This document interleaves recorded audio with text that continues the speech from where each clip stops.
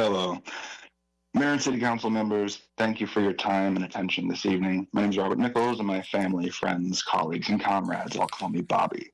I've lived in Tempe since I was 6 years old. I graduated from high school in Tempe. I attended Arizona State University for my undergraduate degree. I have spoken on various policy issues with Mayor Woods and Councilmember Keating, and I knocked doors for Mayor Woods' election campaign.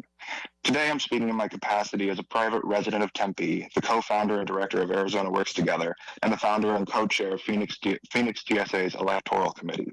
But I should note that, in my professional life, I serve the people of Arizona as a government attorney who represents our state in matters involving the abuse, neglect, and exploitation of children and vulnerable adults. I only mention this because that work is exhausting, and I need all the rest I can get. Unfortunately, I find myself calling into this meeting from vacation at a time when I should be relaxing with family because this special events ordinance is completely unconscionable. This ordinance will, without question and by its actual language, unreasonably and unfairly prohibit Tempe residents from using the public parks that our taxes fund. Any attempts to downplay or deflect from the actual language of this ordinance by implying that unelected officials can subjectively approve or deny limit permits, or talking about the previous laws that would be replaced by this one, is frankly unhelpful. We are being told that these proposed changes are being made for the sake of clarity, but the ordinance is a confusing mess due to the fast tracking and admitted lack of community involvement. So what does this ordinance mean for residents of Tempe? In practice, and based on its actual language, this ordinance creates a tax on our use of parks and creates a new set of excuses for the city to infringe upon First Amendment rights.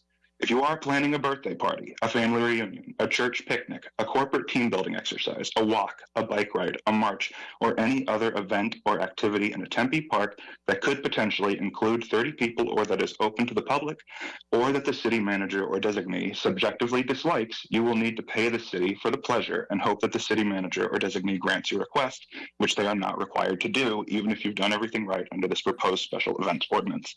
The same applies if you are a kid running a group chat with 30 plus classmates for the purpose of playing basketball at the park.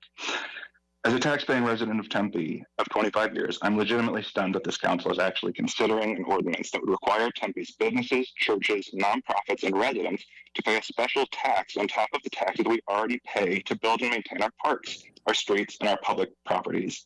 I ask that the council vote against this ordinance and instead consider how the city code can be amended such that it no longer infringes upon the First Amendment rights of Tempe residents to care for our less fortunate neighbors. I also ask that this council ignore and push back against every malicious and bad faith attempt to paint our unhoused neighbors as anything less than deserving of dignity and respect. At the last meeting on this issue, I was very disappointed to see so many speakers disparaging our unhoused residents. Thank you. Is that the end? Yes, the timer. So I'm sorry. Thank you. I didn't hear the timer. Oh, no worries. No worries. Thank you for your time. Appreciate it. The next speaker is Gary Ringler.